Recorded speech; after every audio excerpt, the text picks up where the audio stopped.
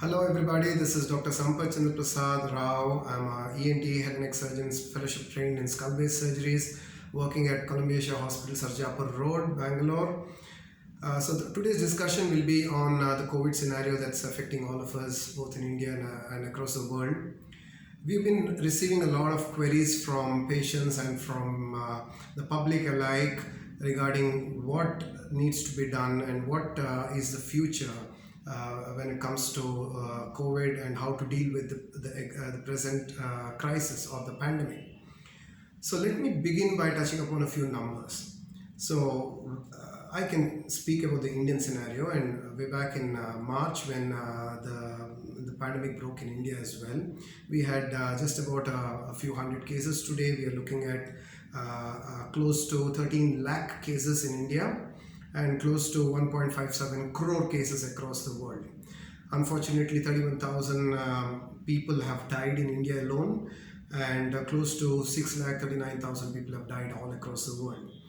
The mortality rate of the COVID infection in India is 2.3%, which is on the lower side when compared to a few other countries. But in the elderly population, the global mortality rate is much higher, and it's close to anything between 13 to 18%. So we'll begin our discussion with some of these figures because it's important for us to know the fatality or the morbidity or the mortality rates of this infection that is affecting all of us. Now, a lot of people have asked me a simple question: how dangerous is this infection? So what do you mean by danger? So if getting infected is dangerous, then I think that is it's not a very dangerous infection, because we have seen that in the last 6-8 months there have been 100-fold increase in the number of cases. As of today, I think 49 to 50,000 new cases have been added to the Indian pool of COVID patients. So getting infected itself is not dangerous, but how things go on from there on is what we must discuss. So if you look at the comparison between COVID and, let's say, H1N1, the fatality rates or the mortality rates of H1N1 was close to 0.02%. Now, in comparison, the global fatality rate of COVID is about 0.6%. So yes, there is a reason why this has caused such a big storm, and there are people are talking about it everywhere, and there are lockdowns, and it's affecting all of us. Because yes, certainly it's a little more dangerous than most respiratory tract viral infections. Now, this comes from the strain of the SARS virus. We all know that. And in comparison, what does the SARS strain of viruses do? They affect the upper respiratory tract and the lower respiratory tract. And when that happens, they lead to respiratory symptoms. So most of these viruses behave like normal flu, and they come from the same family of viruses. Small changes here and there, but they all belong to the flu category of virus, and we all have suffered from flu some point of time, or sometimes multiple times in a month or a few times in a year, and it passes off most of the time without any problems. But with COVID, there is a clear and present danger. Now, before we go into the symptoms of COVID, I would like to urge all of you to focus on the adage, the old age-old adage saying prevention is better than cure. It's not what we should do to cure COVID. We should think of what we should do not to contract COVID. COVID being a very COVID-19, that is, being a very contractable or contagious disease, we should change our lifestyle completely. Prevention is always better than cure. What are the lifestyle changing measures that one has to adopt or adapt to in the present COVID times?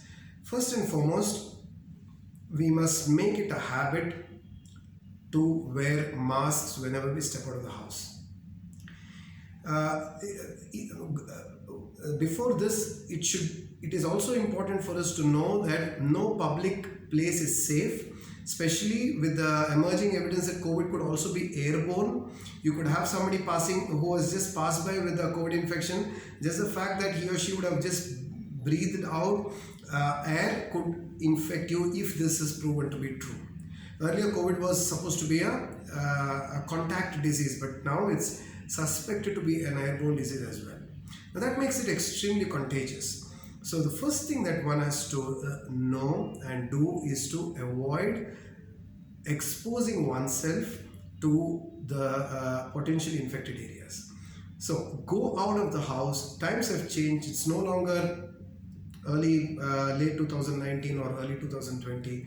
We are living in COVID times, so make sure that you only go out if and when necessary, and to go out to places that is necessary for you to visit. If there are things that can be done from home, kindly do that from home. Do not go out unnecessarily. Avoid socializing unnecessarily. Avoid going out to public places, crowded places, to movie theaters, malls, restaurants and other things. I know it can be quite constrictive. I know it's a lifestyle that we're not used to, but it's very important that we change our lifestyles till this whole epidemic or pandemic comes under control. Second thing is, make a habit to wear your mask everywhere and to use hand sanitization measures. The one thing that brings you in contact with this virus, potential areas of contact are your hands. Your hands are the one which touches different places. You touch doorknobs, you touch surfaces of tables, and when you touch something and then touch your face, this is how cross contamination can happen. So make it a point to register in your mind not to touch places or touch things that are not necessary to be touched. If you are passing by a public door, you've touched a handle, move to the nearest hand sanitizer and wash your hands with a sanitizer, or if you find a place to wash your hands with in a basin, please do that. It is not a silly thing to be seen washing your hands or using a hand sanitizer, let's say 20, 30, 40 times in a day. Absolutely not silly at all. Okay, so if you've been to public place, you've touched something in the public, wash your hands immediately. Do not bring your hands to your face. So this is very important, because we always have especially with patients who have a cold or whatever, tend to rub your nose, tend to rub your eyes. So this should not be done. I know it's difficult, but these are very, very important things. If you follow this, you will not catch the infection. I won't guarantee you that, but your chances of catching the infection comes down drastically. Okay, and if there are elders in your house, kindly make sure that the elderly people in your house are isolated to an extent as much as possible, or if possible, if you can send them away to a more safer place, that would be ideal. Because as I said, statistically, the mortality rates of COVID is very clearly more in elderly patients, goes up to 13 to 18%, whereas in the normal population it is as less as 0.6%. Okay, but there are figures emerging. Now, before I get again into symptomatology and other things, I want you to know what happens in a COVID infection. When somebody contracts COVID, it's a virus. It belongs to the SARS group of virus, and when that goes inside, the virus causes a viral reaction. This virus is a respiratory virus, so it causes a respiratory tract infection. So the symptoms are those of a routine normal cold. Now, if you take out COVID and talk about influenza viruses, the normal viruses, they also cause cold and they also pass by asymptomatically in several places. Similarly, the COVID infection can also be asymptomatic in several cases. In fact, in 80 to 85% of the cases, the COVID infection is asymptomatic, which means that you will not even know that you're infected, which is a blessing actually. Now, what happens in the remaining patients? The remaining 15% of the patients, they show signs of infection. Now, what are the symptoms of signs of infection? Now, as I told you, these are respiratory viruses, so you may have symptoms of a common flu, that is sneezing, bouts of sneezing, nasal obstruction, rhinorrhea, mucus plugs coming from your nose, and some of these 15% of the patients may develop what is called lower respiratory tract or pharyngeal or lower respiratory infections. So this may manifest as sore throat, acute pain in the throat, and frank lower respiratory tract infections like breathlessness, cough, phlegm. sputum, blood-stained secretions and other things. Now, this is 15% of the population. Now, what happens when things get really serious? When things get really serious, the respiratory symptoms may end up being so bad that you may need hospital admissions, and more still, in the most severe cases, you may end up in ICU, intensive care unit admissions. Now, why does this happen? What happens when there is an infection? When there is a COVID infection, the immune system starts acting against the virus. This is a natural phenomenon that occurs when any external agents get into the bloodstream or into our system. So whether it is bacteria, virus, fungus, allergens or whatever. So there are B cells, T cells, cytokines, helper T cells, all these cells. So the T cells are the one which actually come in and cause and fight the battle. But before this, there is a front line. The helper T cells are the cells that secrete cytokines. Now, the most severely affected people, especially the elderly people and people who get into real severe respiratory problems, actually have cytokine crisis. Now, cytokines are substances that are released by helper T cells, which are components in the blood which go and attack the viruses right up front. Now, what happens when there is a huge cytokine activity? It overwhelms the virus, tries to fight the virus, kills the virus, and it also releases substances. This battle releases triggering factors or substances, components, which then go and activate the normal T cells, so which come as a second line. So it's like if a terrorist, let's say, gets into the community, nobody knows about it in the beginning, and then some scout, somebody informs, some informant informs the army or the police, and then they go and attack. So this initial line, and then more reinforcements are brought in. It's like that. Similarly, in the body, when the virus attacks, there is an initial line of defense, and then there are other cells that come in and cause and fight the battle.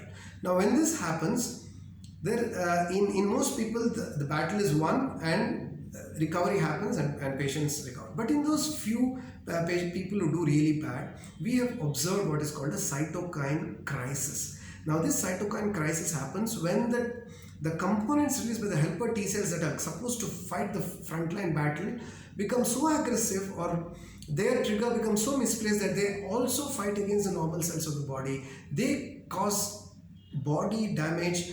Our own immune system fights against our own body rather than fight against the virus or the external agent. It also fights against the body and causes damage, systemic damage in the lungs, in the blood, and this leads to a sudden collapse of the internal organs, whether it's the respiratory system, cardiovascular system. So we call it acute respiratory distress syndrome, and that is what leads to multi-organ failure and eventually death. So this is what actually happens. 85% asymptomatic, 15% symptomatic. Of the symptomatic patients, most people have a normal immune response. Some people end up with especially the elderly people. So now what happens in the elderly? The elderly people's immune responses are down anyway, so their capacity to fight itself reduces. Now, once a person has developed has recovered from an infection, he develops what is called a more long-term immunity, which is aided by B cells. And all these are WBCs. So B cells. So this is how this person may or may not, have immunity. I don't know. We have to figure this out. We have to see what are the long-term immunological responses after an infection. But there is a good case to believe that people who are infected may not develop subsequent infection because of local immunity, or what we call herd immunity. Now, what are the symptoms? I've already discussed the symptoms of COVID. Now, what to do if somebody has a COVID infection? Now, if you are one of those asymptomatic people, 85%, you won't even know that you have COVID, but you have a responsibility towards the society. So you also need to, whether you're infected or not, you need to make sure that you are following all the precautionary measures for COVID, because you could be infected and you don't know. So you have a responsibility as a family. So you need to have maintain social distancing measures till this crisis is over. Now, if you're symptomatic, what do you do? Do you come to a hospital? If you're symptomatic, you don't need to come to a hospital if you are having very mild symptoms like a normal flu, a little bit of cough, a little bit of pain. Only if things get severe, that is, if you get breathless, if your oxygen saturation is coming down, if you have a very high temperature, then only you need to visit the doctor. This is also for a reason. If you have mild symptoms, again you have social responsibilities. With 49-50,000 cases coming up every year, no government in any capacity can be asked to provide beds for the entire Indian population. We are too big a country, we are too populous to be able to have a health infrastructure that will admit every person who's contracted COVID. That's not possible, it's not feasible. Even in the developed countries, that's not done, or it's not. So if you are symptomatic, test yourself. If you think that there is something wrong with you, malaise, upper respiratory, get yourself tested. If you test positive, stay at home, quarantine yourself and your family for 15 days. Okay? Because that is the time when you would transmit the infection. If you develop severe symptoms, go to the hospital and report yourself, and you will be taken care of. Okay?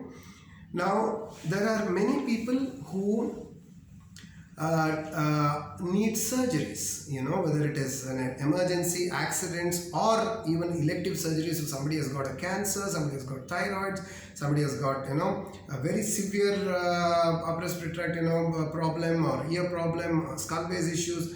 So what do we do in such a scenario?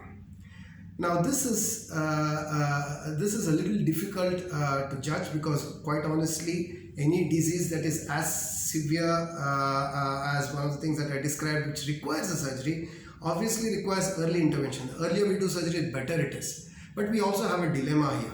We have hospitals which have COVID. We have, we need to look at the COVID scenario and balance it with our clinical practice.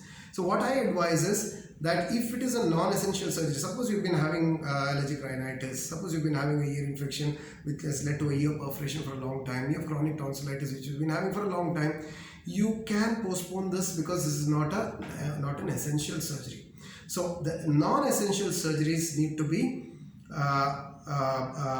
be postponed. Okay, so I would recommend that the non-essential surgeries be postponed.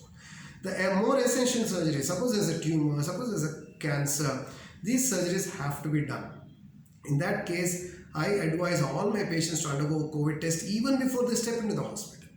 Okay, so every surgical case has to be tested for COVID, because inside the operation theatre we have a huge team of doctors, doctors, health professionals, and all of us have to be very careful, and these are very critical areas in a hospital, high investment areas which need to be. So one day, one infection inside the hospital and we will have to shut down the whole operation theatre, which means that very critical areas of the hospital will be shut down, and that's not really advisable.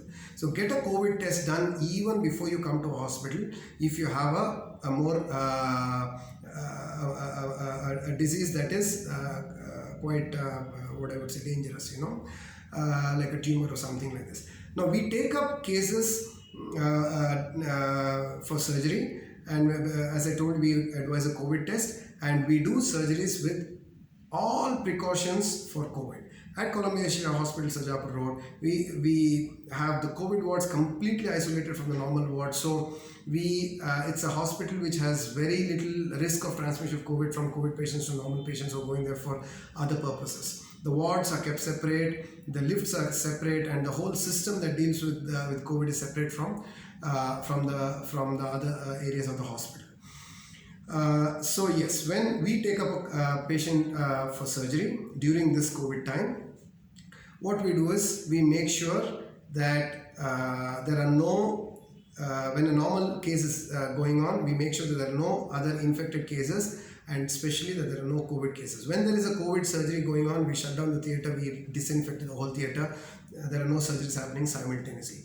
when despite the fact that a patient has tested, a surgical patient is tested negative for COVID, the doctors still take all precautions. Now I will have to enter the theater wearing a certain layer of protection. I go inside the theater, wear a second layer, a third layer. So we have what are called COVID PPE kits for surgeries. We wear face shields, masks. There is a very complicated attire with which we do surgeries these days. It's no longer just one or two layers. We have 2 layers of COVID itself and then 1 or 2 layers of the original surgical suit which we do.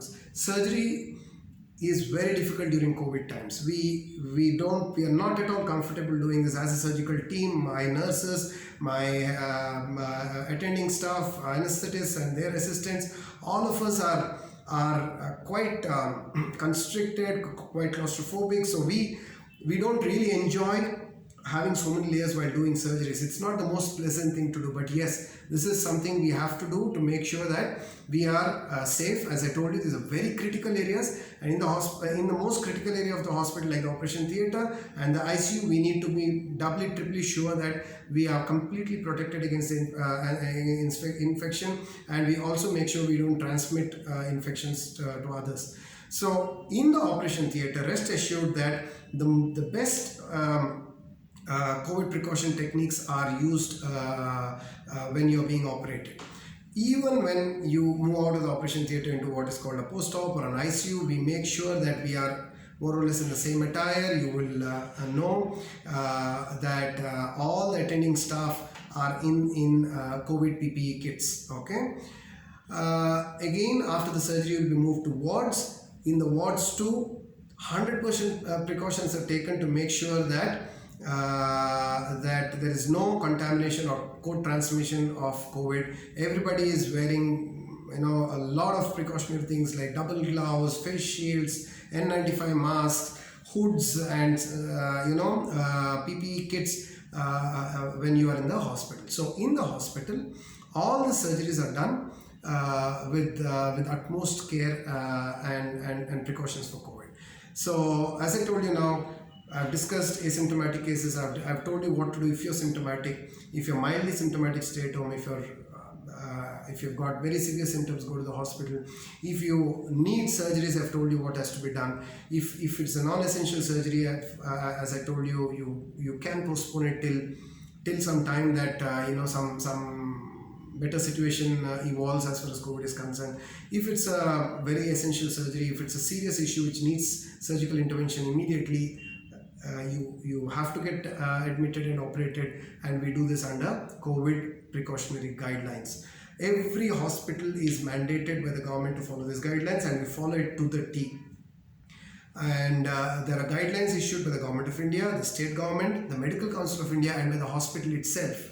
We have taken this very, very seriously, and it's very important for you to understand that we as professionals, as ENT surgeons, as skull-base head and neck surgeon, and me and my team, we are completely responsible for the care and for what we do as far as COVID is concerned. And rest assured that you are safe if you have to happen to step into a hospital. Okay, so that's about it at this point of time. If there's any other questions, you can always ask me. You have our mails in the website, so you can drop in a mail and we'll be happy to answer your questions. Thank you so much.